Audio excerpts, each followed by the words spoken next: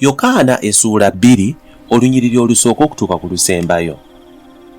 Olunaku olwokusatu ne waba embaga ey'obugole mu Kaana eky'e Ggaliraaya, ne nnyina Yesu yaliwo. Yesu n'abayigiriza be n'abo abaali bayitiddwa ku mbaga. Naye omwenge bwe gwaggwaawo, nnyina Yesu n'amugamba nti tebalina nvinnyo. Yesu n'amugamba nti, Omukyala, onvunaana ki?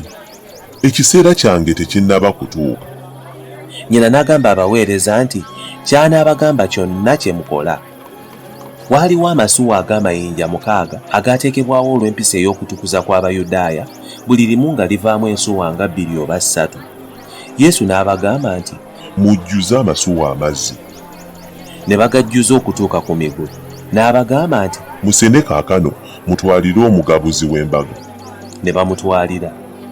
Awo omugabuzi w'embaga bwe yalega ku mazzi agafuuse envinnyo, n'atamanya gy'evudde, naye abaweereza abasena amazzi baamanya.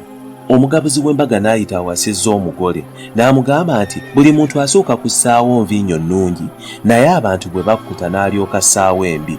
Naye ggwe oterese ennungi okutuusa kaakano.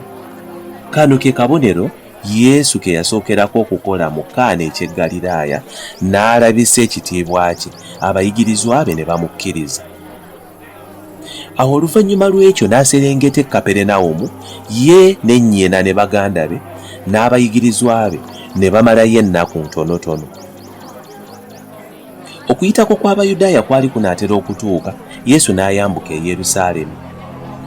Mu yeekaalu n'asangamu abatunda ente n'endiga n'enjiira, n'abawaanyisa effeeza nga bali ku mirimu gyabwe.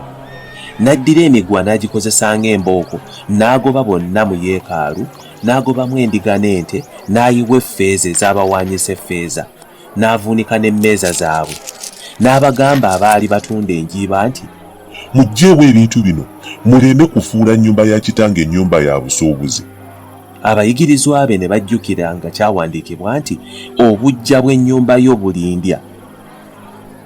Awo Abayudaaya ne baddamu ne bamugamba nti, kabonero ki kootwolesa akakukoza bino? Yesu n'abaddamu n'abagamba nti, mumenye yeekaalu eno, nange ndigizimbira ennaku 3.